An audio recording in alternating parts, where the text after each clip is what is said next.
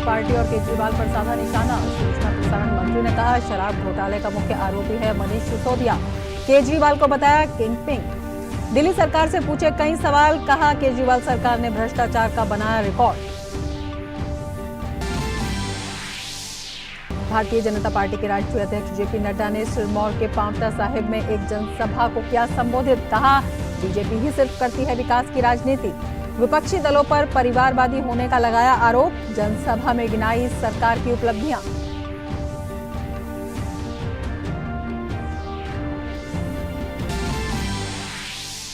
रक्षा मंत्री राजनाथ सिंह ने नई दिल्ली में आत्मनिरीक्षण सशस्त्र बल न्यायाधिकरण पर राष्ट्रीय सेमिनार का किया उद्घाटन। रक्षा मंत्री ने की आर्म्ड फोर्सेज ट्रिब्यूनल के आत्मनिरीक्षण की ओर बढ़ने की सराहना।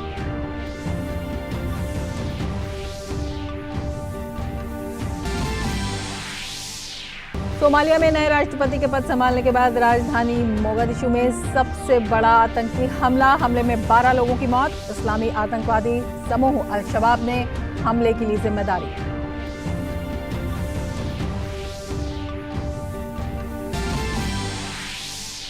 और हरारे में खेले जा रहे दूसरे वनडे में भारत ने जिम्बाब्वे को 161 रन पर समेटा। शार्दुल ठाकुर ने झटके 3 विकेट। टीम इंडिया मुकाबले को जीतकर सीरीज अपने नाम करने की करेगी कोशिश।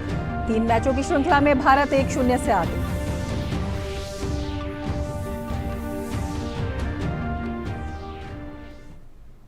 नमस्कार, टीवी न्यूज में आपका स्वागत है। मैं हूं रमन त्यागी। लेंगे समाचार विस्तार से। दिल्ली में आबकारी नीति को लेकर बीजेपी ने आम आदमी पार्टी सरकार और अरविंद केजरीवाल पर फिर निशाना साधा है। दिल्ली में भाजपा मुख्यालय में बीजेपी की प्रेस कॉन्फ्रेंस में सूचना प्रसारण मंत्री अनुराग सिंह ठाकुर ने कहा कि शराब घोटाले के मुख्य आरोपी मनीष सिसोदिया हैं और किंगपिन हैं अरविंद केजरीवाल। अनुराग ठाकुर ने कहा कि मनीष सिसोदिया और अरविंद केजरीवाल को बताना चाहिए कि आम आदमी पार्टी सरकार ने नई शराब नीति फिर वापस क्यों ली। आम आदमी पार्टी के काम का पैमाना, भ्रष्ट नेता, गली गली महखाना। शराब घोटाले के आरोपी नंबर 1 मनीष सिसोदिया जी, लेकिन किंगपिन है अरविंद केजरीवाल जी। शराब के भ्रष्टाचार के कारण वो पत्रकारों के प्रश्न के उत्तर भी नहीं दे पा रहे थे और ये स्वयं उन्होंने माना कि शराब के घोटाले की चिंता ना करें। मनीष सिसोदिया जी ने कहा शराब के घोटाले की चिंता ना करें। ये तो मान लिया शराब का घोटाला हुआ। अब पहली बात ये आती है कि मनीष जी, आखिरकार अगर आपकी शराब नीति ठीक थी तो वापस क्यों ली। सूचना प्रसारण मंत्री ने अरविंद केजरीवाल से कई सवाल भी पूछे। उन्होंने कहा कि बिना कैबिनेट की मंजूरी के शराब कारोबारियों को करोड़ों रुपए की छूट क्यों दी गई। अनुराग सिंह ठाकुर ने कहा कि शराब बनाने वाली कंपनियों को खुदरा बिक्री की छूट क्यों दी गई।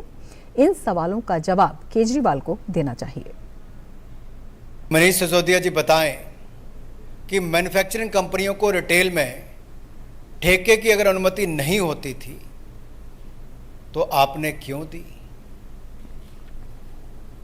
मनीष सिसोदिया जी से मेरा दूसरा सवाल यह है और अरविंद केजरीवाल जी से कि कार्टेल कंपनियों को शराब बेचने की ठेका क्यों दिया, अगर दिया तो क्यों। आप ये भी बताइए कि खाओ गली और इंडो स्पिरिट जैसी ब्लैक लिस्टेड कंपनियों को क्या आपने ठेका दिया या नहीं। एक सवाल मेरा और भी है कि 25 अक्टूबर को जब दिल्ली के ही एक्साइज डिपार्टमेंट ने ब्लैकलिस्टेड कंपनियों को और बाकी कंपनियों को नोटिस दिया था तो इस पर अरविंद केजरीवाल जी और मनीष सिसोदिया जी ने क्या कार्रवाई की। आम आदमी पार्टी की सरकार ने क्या कार्रवाई की। सूचना और प्रसारण मंत्री अनुराग सिंह ठाकुर ने यह भी कहा कि दिल्ली में आम आदमी पार्टी की सरकार रेवड़ी सरकार तो है ही, ये बेवड़ी सरकार भी है। उन्होंने कहा कि जहां मोदी सरकार हर घर जल के जरिए घरों तक पाइप के जरिए पीने का पानी पहुंचा रही है, वहीं केजरीवाल सरकार शराब पहुंचाने का काम कर रही है। ये आम आदमी पार्टी की सरकार, ये रेवड़ी की सरकार भी है, बेवड़ी सरकार भी है।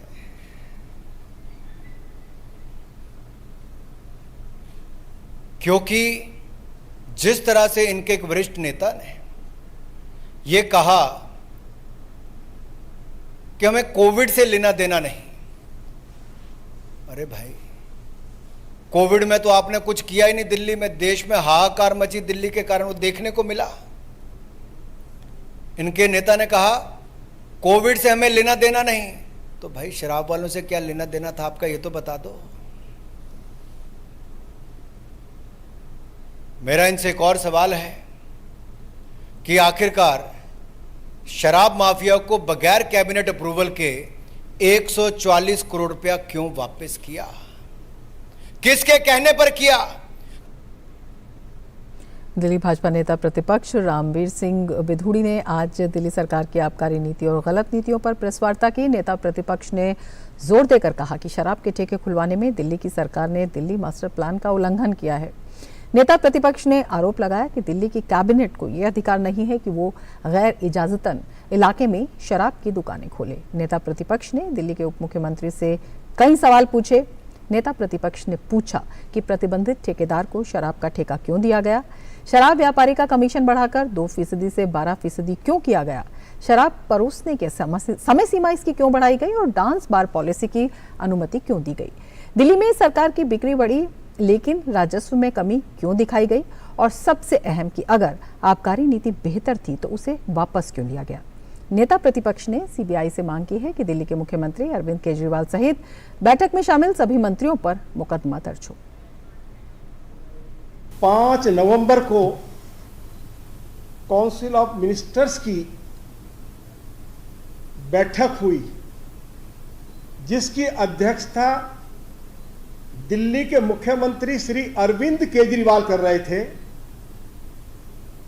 और उस बैठक में यह फैसला लिया गया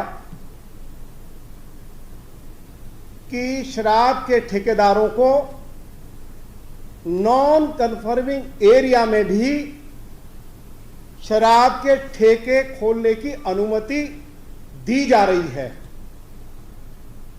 मैं सीबीआई से मांग करता हूं कि अरविंद केजरीवाल और उनके मंत्रिमंडल के वे सभी मंत्री जो उस बैठक में उपस्थित थे, इनके खिलाफ एफआईआर हो। भाजपा के राष्ट्रीय अध्यक्ष जगत प्रकाश नड्डा आज हिमाचल प्रदेश के दौरे पर हैं। नड्डा ने पांवटा साहिब गुरुद्वारा में दर्शन किए। जेपी नड्डा के साथ हिमाचल प्रदेश के मुख्यमंत्री जयराम ठाकुर भी मौजूद रहे। एक जनसभा को संबोधित करते हुए जेपी नड्डा ने कहा कि विकास की राजनीति सिर्फ भाजपा करती है, जबकि कांग्रेस केवल अपनी पार्टी को फायदा पहुंचाती है। विपक्षी दलों पर परिवारवादी पार्टी होने का भी उन्होंने आरोप लगाया।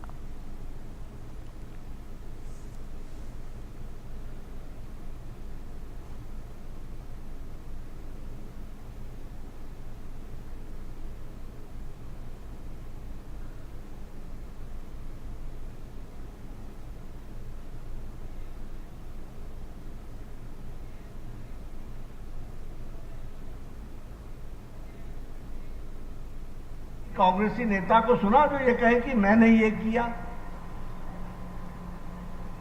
वो ये कह सकता है कि मैंने अपना घर बनाया, मैंने ये किया, मैंने चाचे को नौकरी लगाई, मैंने ताई को नौकरी लगाई, लेकिन जनता के लिए कुछ किया, ये कोई भी कांग्रेसी नेता छाती ठोक के नहीं कह सकता। ये कह सकता है तो भारतीय जनता पार्टी का कार्यकर्ता कह सकता है। केंद्रीय गृह मंत्री अमित शाह आईटीबीपी के 3 घायल जवानों के स्वास्थ्य की जानकारी लेने के लिए आज नई दिल्ली में एम्स ट्रॉमा सेंटर पहुंचे। इन घायल जवानों को श्रीनगर से स्पेशल एयर एम्बुलेंस के जरिए शिफ्ट किया गया था। आईटीबीपी के अधिकारियों ने गृह मंत्री को घायलों के स्वास्थ्य स्थिति के बारे में जानकारी दी। गृह मंत्री ने घायल जवानों के शीघ्र स्वस्थ होने की कामना की। रक्षा मंत्री राजनाथ सिंह ने आज नई दिल्ली में आत्मनिरीक्षण सशस्त्र बल न्यायाधिकरण पर राष्ट्रीय सेमिनार का उद्घाटन किया। सशस्त्र बल न्यायाधिकरण के स्थापना दिवस समारोह के हिस्से के रूप में ये संगोष्ठी आयोजित की गई। इसका उद्देश्य सशस्त्र बलों के सेवारत कर्मियों, भूतपूर्व सैनिकों, उनके परिवारों और युद्ध में शहीद हुए जवानों की विधवाओं को जल्दी और कम खर्च वाला न्याय सुनिश्चित कराने के लिए न्यायाधिकरण के कामकाज का विश्लेषण करना है। कार्यक्रम को संबोधित करते हुए रक्षा मंत्री ने कहा कि हमारी आज़ादी के 75 वर्ष पूर्ण हो चुके हैं। ऐसे में आज जब आर्म्ड फोर्सेस ट्रिब्यूनल आत्मनिरीक्षण की ओर आगे बढ़ रहा है तो ये निश्चित ही प्रशंसनीय है। इंट्रोस्पेक्शन की मनुष्य के जीवन में क्या अहमियत होती है ये बढ़ाने की कोई जरूरत नहीं है, लेकिन इंट्रोस्पेक्शन करते हुए भी हमको बचना चाहिए। प्रोबेबिलिटी एरर बनी रहे, प्रोबेबिलिटी ऑफ एरर बनी रहती है इंट्रोस्पेक्शन में।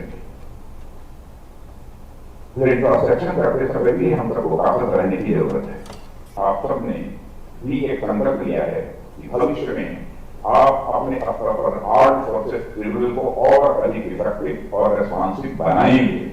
यह आपने संकल्प लिया है, शायद इसीलिए इंट्रोस्पेक्शन और आर्म्ड फोर्सेस ट्रिब्यूनल पर से मेरा ध्यान रखा है। केंद्रीय कानून एवं न्याय मंत्री किरेन रिजिजू ने कार्यक्रम को संबोधित करते हुए कहा कि न्यायपालिका लोकतंत्र का मजबूत स्तंभ है। उन्होंने कहा आर्म्ड फोर्सेस ट्रिब्यूनल ने अपनी अब तक की यात्रा में सेवारत कर्मियों और भूतपूर्व सैनिकों की आकांक्षाओं को पूरा करने में महत्वपूर्ण भूमिका निभाई है। प्रधानमंत्री मोदी जी का एक बहुत बड़ा फोकस रहा है कि क्विक डिलीवरी ऑफ जस्टिस, उसके लिए जो भी करना होगा हमारे मंत्रालय के माध्यम से जो भी सहायता चाहिए, जैसे भी कोऑर्डिनेशन कोऑपरेशन चाहिए, हम पूरे देने के लिए तैयार है। जो भी आपको लीगल एड, जो भी सर्विसेज नासा के माध्यम से, स्टेट लीगल सर्विसेज अथॉरिटी से, डिस्ट्रिक्ट में, तहसील में भी है हमारे, तो जो लॉ लेवल में हमारे जितना पैनल लॉयर्स है, पैरा लीगल वॉलंटियर्स है, हमारा जो जितना भी जो टीम है, जो कॉमन सर्विस सेंटर के माध्यम से हम लोग एक सिस्टम क्रिएट किया है, उसको आप लोग भरपूर इस्तेमाल कीजिए ताकि हम सब मिल करके लोगों को न्याय दे सके। खास करके आर्म फोर्सेस से जुड़े हुए उनकी जिंदगी को और आसान करना, ये हम लोग का प्रथम और प्रमुख प्राथमिकता होना ये आवश्यकता है। और आगे बढ़ने से पहले लेंगे एक ब्रेक। आप देखते रहिए डीडी न्यूज। मॉनसून में गर्मी से राहत तो मिलती है, पर इस दौरान बीमारी की संभावना भी बढ़ जाती है। बरसात में असुरक्षित भोजन खाने की वजह से खाद्य जनित बीमारियों की संभावना बढ़ सकती है। कुछ अहम चीजें जिनसे हम सुरक्षित रह सकते हैं। खाना पकाने से पहले बाजार से खरीदी गई सभी चीजों को ठीक से धो लें। अपनी और आसपास की स्वच्छता का ध्यान रखें। सिर्फ साफ पानी का ही इस्तेमाल करें। ताजा खाना ही खाएं और उतना ही बनाएं जितनी आवश्यकता हो। बचे हुए खाने को ठंडा होते ही फ्रिज में रख दें ताकि खाने में हानिकारक सूक्ष्म जीवों का विकास न हो, और जब खाएं तो उसे अच्छी तरह गर्म करके खाएं। जल्दी खराब होने वाली चीजें जैसे दूध, दही को तुरंत फ्रिज में रखें। अपने खाने में ताजी और स्थानीय सामग्री का इस्तेमाल करें। काली मिर्च, लहसुन, अदरक, जीरा, धनिया, हल्दी भी शामिल करें। Food safety and standards authority of India द्वारा जनहित में जारी। चल भाई, झुमके बदली कराने हैं। अरे आंटी, ये रही सामने सोने की दुकान, यहाँ से बदलवा लो। पर खरीदा तो उस दुकान से था। अरे अगर हॉलमार्क का निशान है ना तो कहीं से भी अदला बदली करा लो, वो भी बिना किसी डर के। सच? हाँ, 16 आने। सोना कहीं भी खरीदो, बेचो बेझिझक बेफिक्र हॉलमार्क के साथ। हॉलमार्क है तो सोना है।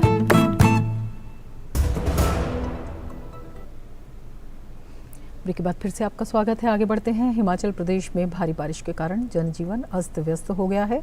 भारी बारिश के बाद हुए भूस्खलन के कारण क्लाउडगंज धर्मशाला पटाला रोड का संपर्क टूट गया है। भूस्खलन की वजह से रोड पर खड़ी गाड़ियां क्षतिग्रस्त हो गई हैं। धर्मशाला मैक्लोडगंज सड़क ऊपरी और निचले धर्मशाला को जोड़ने वाली सबसे महत्वपूर्ण सड़क है। वहीं मौसम विभाग ने हिमाचल प्रदेश के कई जिलों में अगले 2-3 घंटों के दौरान भारी बारिश की संभावना जताई है। हिमाचल प्रदेश में हो रही बारिश से जगह जगह नुकसान हुआ है। हिमाचल प्रदेश के कांगड़ा जिले में चक्की पुल ढह गया। नदी में अचानक आई बाढ़ ने पुल के कमजोर खंभों को बहा दिया। उफनती चक्की नदी में ऐतिहासिक पुल ताश के पत्तों की तरह समा गया। भारी बारिश के चलते हिमाचल में जगह जगह भूस्खलन हो रहा है, जिससे सड़क यातायात प्रभावित है। हिमाचल प्रदेश के मंडी के कई इलाकों में लगातार बारिश हो रही है। मंडी के जिला कलेक्टर अंजम चौधरी ने बताया कि रात से ही पुलिस और एनडीआरएफ की टीम राहत और बचाव अभियान में जुटे हुए हैं। रात को काफ़ी क्षेत्रों में मंडी के जो है बारिश हुई अलग अलग जगह पे, और हमें रात को 1:30 बजे से ही जो है डिस्ट्रिक्ट डिजास्टर मैनेजमेंट सेल में फ़ोन आने शुरू हो गए थे लोगों के कि कहीं पर मलबा नीचे आ रहा है, कहीं पे रोड बंद हो रही है, किसी के घर के ऊपर जो है भूस्खलन की जो है स्थिति बनी हुई है। तो ऐसे इंडिविजुअल इवेंट्स काफ़ी सारे हैं जिसको हमने तुरंत ही रिले कर दिया था। पुलिस भी लगी हुई है, एनडीआरएफ से भी संपर्क हो गया था हमारा रात को 2:30 बजे के आसपास ही, और वो भी मूवमेंट उनकी मोबिलाइजेशन हो गई है, और एसडीआरएफ भी मूवमेंट कर चुकी है गोहर के केस के लिए। तो अलग अलग जगहों पर अलग अलग प्रकार की जो है समस्याएं इस टाइम चली हुई हैं, पर वो सारी हमारी टीमें मोबिलाइज्ड हैं, एसडीएम्स ऑन फील्ड हैं। भाजपा के राष्ट्रीय अध्यक्ष जगत प्रकाश नड्डा ने हिमाचल प्रदेश में कई जगहों पर आई प्राकृतिक आपदा से हुई जनहानि पर दुख व्यक्त किया। उन्होंने अपने ट्वीट संदेश में कहा, हिमाचल प्रदेश में कई जगहों पर आई प्राकृतिक आपदा से हुई जनहानि का समाचार अत्यंत पीड़ादायक है। मेरी संवेदनाएं पीड़ित परिवारों के साथ हैं। शासन प्रशासन युद्ध स्तर पर राहत एवं बचाव कार्य में जुटे हुए हैं। ईश्वर दिवंगत आत्माओं को अपने श्री चरणों में स्थान दे। आगे बढ़ते हैं। उत्तराखंड के देहरादून में बीती रात से हो रही लगातार बरसात के कारण कई जगह जनजीवन पूरी तरह से अस्त व्यस्त है। वहीं रायपुर प्रखंड के सरखेत गांव में बादल फटने की घटना सामने आई है।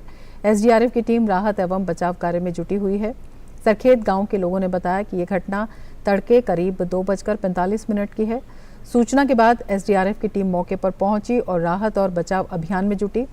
एसडीआरएफ ने बताया कि गांव में फंसे सभी लोगों को बचा लिया गया है, जबकि कुछ लोगों ने एक रिजॉर्ट में शरण ली है। एसडीआरएफ कमांडेंट मणिकांत मिश्रा ने बताया कि बारिश के कारण काफी तबाही हुई। जहां भी लोग फंसे हुए हैं वहां एसडीआरएफ और एनडीआरएफ रेस्क्यू कर रही है। किसी की भी मृत्यु की खबर नहीं है, लेकिन संपत्तियों को काफी नुकसान हुआ है। रात से ही ऐसी सूचना प्राप्त हो रही है कि कई जगहों पर भारी बारिश के कारण काफ़ी तबाही हो गई है, और कई जगह से ऐसी सूचना आई कि बादल फट गए हैं। उन क्षेत्रों में जो लोग फंसे हुए थे, एसडीआरएफ और एनडीआरएफ की टीम, सिविल पुलिस की टीम पहुंच गई, और जो लोग फंसे हुए थे उनके सुरक्षित स्थानों पर ले जाया गया है। उत्तराखंड के मुख्यमंत्री पुष्कर सिंह धामी ने बाढ़ के कारण क्षतिग्रस्त क्षेत्रों का दौरा करने के बाद कहा है कि सड़कों, पुलों, घरों और कुछ रिजॉर्ट्स को बहुत नुकसान हुआ है। मैंने स्थानीय प्रशासन को सड़क संपर्क और अन्य सेवाओं को बहाल करने का निर्देश दिया है।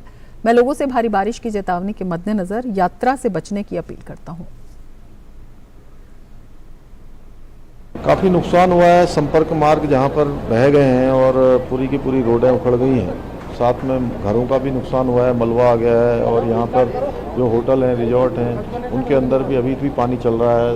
वाहनों का भी नुकसान हुआ है, और इसके साथ साथ पुल इत्यादि भी बह गए हैं। अभी हम लोग सब जगह का निरीक्षण करने के बाद क्योंकि इसका आकलन भी कर रहे हैं, और जल्दी से जल्दी स्थिति सामान्य हो। संपर्क मार्ग जो बह गए हैं उनमें वैकल्पिक मार्ग बने, पुल जो बिल्कुल पुलों का भी संपर्क कट गया है वो भी, और निकट भविष्य में जो हमारा यहाँ पर बांदल है, नदी है, और साथ में हमारी सौंग है, सौंग पर हमारा प्रस्तावित जो डैम है वो डैम भी जो है जल्दी बन जाएगा। केंद्रीय सूचना और प्रसारण राज्य मंत्री एल मुरुगन ने पीएम नरेंद्र मोदी के गुमनाम नायकों को सम्मानित करने के कार्य की सराहना की है। उन्होंने कहा कि दूरदर्शन के 75 गुमनाम नायकों को स्वराज नाम श्रृंखला के तहत दिखाया जाना सराहनीय है। நம்முடைய பாரத பிரதமர் पीएम मोदी के मार्गदर्शन में और केंद्रीय संचार मंत्री अश्विनी वैष्णव की मदद से स्वतंत्रता सेनानी ओंडी वीरन को उनकी पुण्यतिथि पर एक विशेष स्मारक टिकट से सम्मानित किया जा रहा है। पीएम मोदी राष्ट्रीय स्वतंत्रता आंदोलन के गुमनाम नायकों को सम्मानित करना चाहते हैं। इसके लिए दूरदर्शन ने 75 गुमनाम नायकों को सम्मानित करने के लिए स्वराज नामक श्रृंखला शुरू की है। वहीं दूसरी ओर पीएम मोदी का लक्ष्य 2047 तक देश को एक महाशक्ति के रूप में देखना है। दिल्ली पुलिस ने नकली पासपोर्ट और वीजा रैकेट का भंडाफोड़ किया है। इस मामले में कुल 5 लोगों को गिरफ्तार किया गया है। दिल्ली पुलिस के मुताबिक इस पूरे रैकेट का मास्टरमाइंड जाकिर नाम का एक आदमी है। पुलिस ने जाकिर को भी गिरफ्तार कर लिया है। पुलिस ने गिरोह के सदस्यों से कुल 325 फर्जी पासपोर्ट, 175 फर्जी वीजा और अन्य संबंधित चीजें बरामद की हैं। पुलिस इसे अब तक का सबसे बड़ा अंतर्राष्ट्रीय नकली पासपोर्ट और वीजा रैकेट बता रही है। इसमें जो मास्टरमाइंड जिसको हमने फाइनली पकड़ा है इसमें जाकिर है। Zakir has been operating for more than 25 years और उसने अपने ही आप से खुद डिस्क्लोज हमें जो बताया है, which is a matter of further investigation. More than thousands of people he has sent abroad. हमको इस इन्वेस्टिगेशन में पता चल गया है कि they are operating through Gujarat and Punjab. He is in touch with all the agents and is providing fake visas and fake passports to agents all over the country. तो इसमें इम्तियाज को हमने अरेस्ट किया है, जाकिर को हमने अरेस्ट कर लिया है और तीसरा जो है इसमें Sanjay Dattaram Chyavan. So basically, we have been able to capture the entire setup in Mumbai. We have break the neck, and we will make sure that our next target will be Gujarat and Punjab. और अब नजर डाल लेते हैं corona संक्रमण के ताज़ा आंकड़ों पर। स्वास्थ्य और परिवार कल्याण मंत्रालय के मुताबिक देश भर में पिछले 24 घंटों में 13,272 मामले दर्ज किए गए हैं। देश में अभी रिकवरी रेट 98.58% है। वहीं साप्ताहिक पॉजिटिविटी रेट वर्तमान में 3.87% दर्ज किया गया है। देश में कोरोना के सक्रिय मामलों की संख्या अभी 1,01,166 है। और देश में कोरोना के खिलाफ टीकाकरण अभियान जारी है। राष्ट्रव्यापी कोविड रोधी टीकाकरण अभियान के तहत अब तक 209.40 करोड़ से अधिक टीके लगाए जा चुके हैं। अब तक 12 से 14 आयु वर्ग को 3.99 करोड़ से अधिक कोविड रोधी टीके लगाए जा चुके हैं। पिछले 24 घंटों में 13,15,000 से अधिक कोविड रोधी टीके लगाए जा चुके हैं। और अब बात खेल की। जिम्बाब्वे ने दूसरे एक दिवसीय मुकाबले में भारत के सामने जीत के लिए 162 रन का लक्ष्य रखा है। टॉस हारकर पहले बल्लेबाजी करते हुए जिम्बाब्वे की पूरी टीम 38.1 ओवर में 161 रन बनाकर पवेलियन लौट गई। सीन विलियम्स ने टीम के लिए सबसे अधिक 42 रन की पारी खेली। वहीं रियान बर्ल ने नाबाद 39 रन बनाए। सिकंदर रजा और सलामी बल्लेबाज काया ने 16-16 रन का योगदान दिया। इन 4 बल्लेबाजों को छोड़कर मेजबान टीम का कोई भी बल्लेबाज दहाई का आंकड़ा नहीं छू सका। भारत की तरफ से शार्दुल ठाकुर ने सबसे अधिक 3 विकेट लिए। मोहम्मद सिराज, प्रसिद्ध कृष्णा, अक्षर पटेल और कुलदीप यादव ने 1-1 विकेट लिए। और बुल्गारिया में चल रहे अंडर-20 विश्व कुश्ती चैंपियनशिप में भारत की अंतिम पंघाल ने इतिहास रच दिया है। भारतीय युवा पहलवान अंतिम ने 53 किलोग्राम भार वर्ग में स्वर्ण पदक हासिल किया है और ऐसा करने वाली वे पहली भारतीय महिला बन गई हैं। अंतिम ने अपने मुकाबले में कजाकिस्तान की पहलवान इटलिन को करारी शिकस्त दी और स्वर्ण अपने नाम कर लिया। इससे पहले भारत की किसी भी महिला खिलाड़ी ने अंडर-20 विश्व चैंपियनशिप में एक भी स्वर्ण पदक नहीं जीता था। अंतिम ऐसा करने वाली पहली भारतीय हैं। अंतिम के अलावा सोनम मलिक ने 62 किलोग्राम और प्रियंका ने 65 किलोग्राम भार वर्ग में रजत पदक हासिल किया है। विदेश मंत्री डॉक्टर एस जयशंकर इस महीने की 22 से 27 तारीख के बीच ब्राजील, पैरागुआ और अर्जेंटीना की सरकारी यात्रा पर जाएंगे। विदेश मंत्री की ये दक्षिण अमेरिकी क्षेत्र की पहली यात्रा होगी। इस दौरान डॉक्टर एस जयशंकर इन देशों के शीर्ष नेताओं और विदेश मंत्रियों के साथ भेंट करेंगे। विदेश मंत्रालय ने बताया है कि डॉक्टर जयशंकर पैरागुआ में भारतीय दूतावास के नए परिसर का उद्घाटन करेंगे। ब्राजील और अर्जेंटीना में वे इन देशों के विदेश मंत्रियों के साथ संयुक्त आयोग की सह अध्यक्षता करेंगे। सोमालिया की राजधानी मोगादिशु में शुक्रवार की देर रात आतंकी हमला हुआ। आतंकियों ने हयात होटल में घुसकर फायरिंग की, जिसमें 8 लोगों की मौत हो गई है और लगभग 9 घायल हो गए हैं। हयात होटल के बाहर खड़ी 2 कारों में पहले ब्लास्ट हुआ और इसके बाद आतंकी होटल में घुसे और लोगों के बीच फायरिंग शुरू कर दी। होटल में सुरक्षा बलों और आतंकियों के बीच मुठभेड़ जारी है। फिलहाल 8 लोगों की मौत की पुष्टि हुई है। इस्लामी आतंकवादी समूह अल-शबाब ने हमले की जिम्मेदारी ली है। सोमालिया के नए राष्ट्रपति हसन शेख मोहम्मद के कई महीनों की राजनीतिक अस्थिरता के बाद मई में चुने जाने के बाद से मोगादिशु में ये सबसे बड़ा हमला है।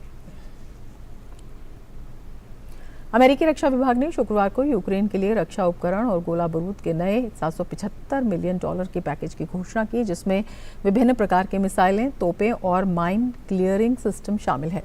पैकेज में हिमर सिस्टम के लिए अधिक सटीक निर्देशित मिसाइलें शामिल हैं, जिनसे यूक्रेनी सेनाओं को रूसी कमांड सेंटरों और युद्धपोतों के डिपो पर हमला करने की क्षमता हासिल होगी। इसके अतिरिक्त इस क्षेत्र में मिसाइलें और जेवलिन सिस्टम्स भी शामिल हैं। अधिकारियों ने स्वीकार किया है कि यूक्रेनियन स्वयं देश के पूर्व और दक्षिण में महत्वपूर्ण क्षेत्र को पुनः प्राप्त करने में सक्षम नहीं है। मैक्सिको में मूसलाधार बारिश के बाद चेतुमल क्षेत्र में लोगों को बाढ़ के कहर का सामना करना पड़ रहा है। कुछ वीडियोस में क्विंटाना रू की राजधानी में जलमग्न सड़कों और आंशिक रूप से जलमग्न वाहनों को दिखाया गया है।